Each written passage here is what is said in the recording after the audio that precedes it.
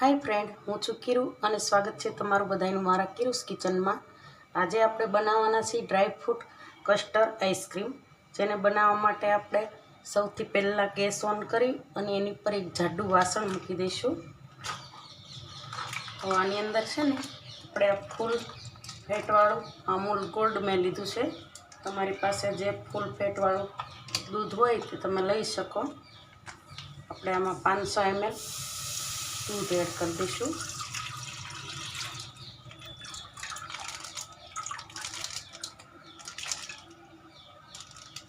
અને હમણાં ગેસની ફ્લેમ એકદમ લો રાખવાની છે, હાઈ ફ્લેમ ઉપર નથી કરવાનું। આવી રીતે આને સતત હલાવતું રહેવાનું।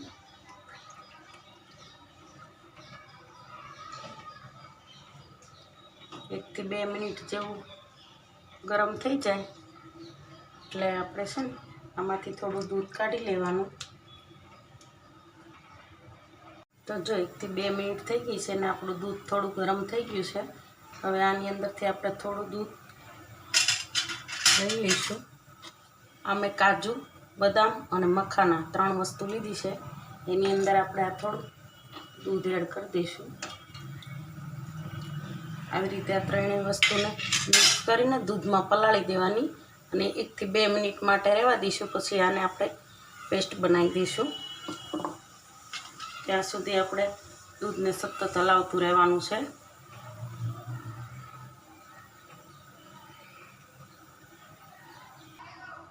હવે મેં અહીં 1 થી 2 ચમચી કસ્ટર્ડ પાવડર લીધો છે, એની અંદર આપણે થોડું થોડું दूध એડ કરતા જઈશું અને આવી રીતે આને दूधમાં मिक्स कर लेवानो छे। एक साथ बधु दूध नहीं नाखवानुं, थोड़ू थोड़ू एड करवानुं। मस्त सरस आने मिक्स कर लेवानो। तो जो आपणो कस्टर्ड पण दूध में मिक्स थई गयो छे। तो जो 1 થી 2 मिनिट जेवुं थयुं छे अने आपणुं दूध सरस रीते उकळी गयुं छे।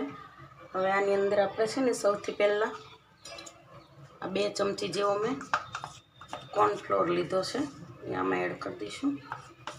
वधारे नहीं नाखवानो, 2 चमची जेवो नाखवानो અને આપણે આને સરસ રીતે મિક્સ કરી દઈશું।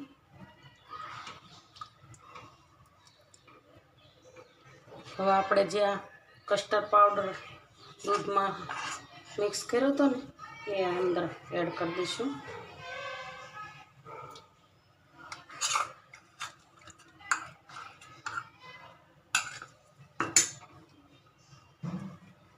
ने आने छे ने सतत हलावतुं रहेवानुं ने सरस रीते बधुं मिक्स करी लेवानुं।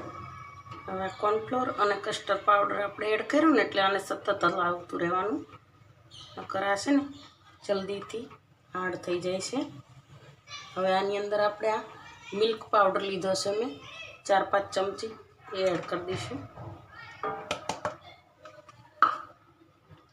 ने बधुं सरस रीते मिक्स करी लेवानुं।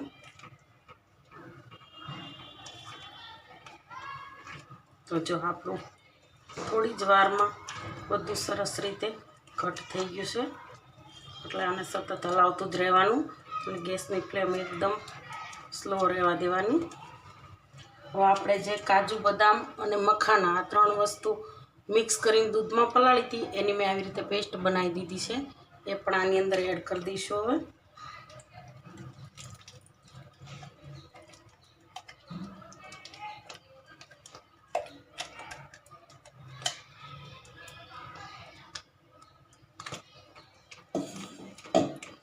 અને આ બધું સરસ રીતે મિક્સ કરી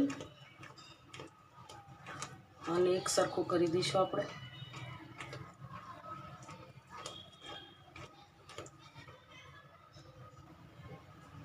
તો જો આપણું બધું મિક્સ સરસ રીતે થઈ ગયું છે અને એકદમ ઘટ પણ થઈ ગયું છે। તો આ બનતા આપણે 2 થી 3 મિનિટ જ થઈ છે। હવે જે કાંઈ કામ કરશે એ આપણું ફ્રીજ કરશે। गैस उपरનું કામ આપણું પૂરું થઈ ગયું। તો જો એકદમ મસ્ત ઘટ થઈને આઈસ્ક્રીમ ફોર્મમાં આવી ગયું છે ને સરસ। જો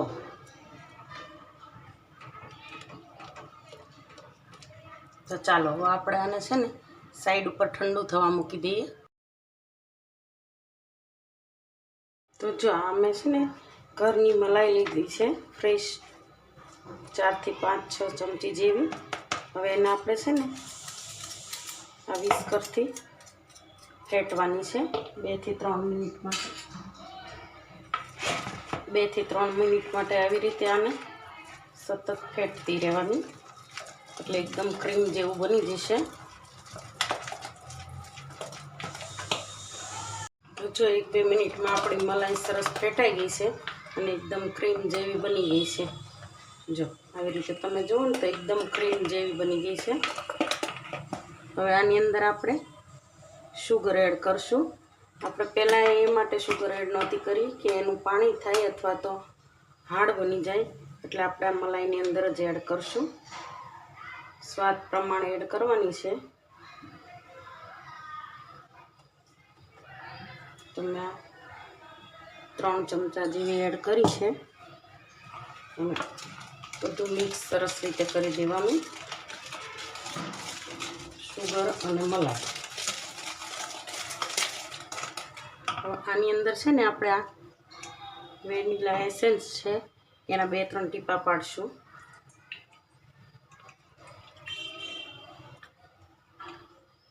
વધારે નહીં એડ કરીએ, 2-3 ટીપા જ પાડવાનું છે. અને સરસ રીતે બધું મિક્સ કરી લેવાનું. તો જો બધું સરસ રીતે મિક્સ થઈ ગયું છે અને હવે આપણે આ જે બધું મિક્સર બનાવ્યું હતું એ આની અંદર એડ કરી દઈશું બધું.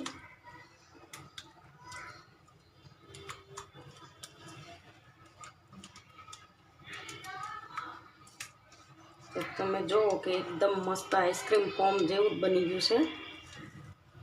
હવે આને આપણે 2 થી 3 કલાક માટે ફ્રીજમાં રાખશું, એટલે આપણો આઈસ્ક્રીમ બનીને તૈયાર થઈ જશે.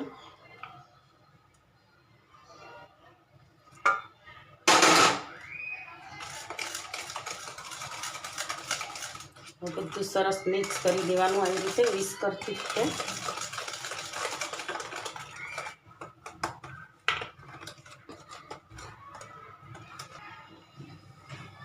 તો જો બધું સરસ રીતે મિક્સ થઈ ગયું છે. હવે આપણે આને એક ડબ્બામાં ભરી લઈશું અને ફ્રીજમાં રાખી દઈશું. તો જો આ રીતનો મારી પાસે આઈસ્ક્રીમનો ડબ્બો છે એ મેં લઈ લીધો છે અને આની અંદર આપણે બધું મિક્સ નાખી દઈશું.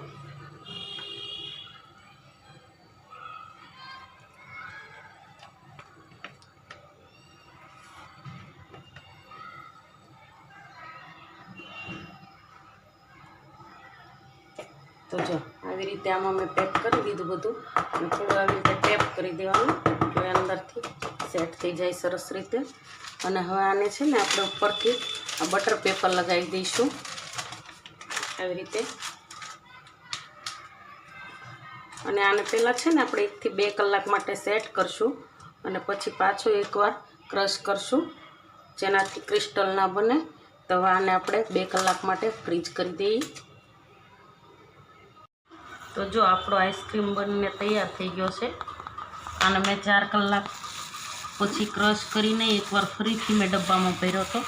તો આવી રીતે આ પ્લાસ્ટિક લગાવી દેવાનું એટલે અંદર વ્યવસ્થિત બની જાય. અને આપણો આઈસ્ક્રીમ તૈયાર થઈ ગયો છે. તો ચાલો આને સર્વિંગ બાઉલમાં કાઢી લઈએ.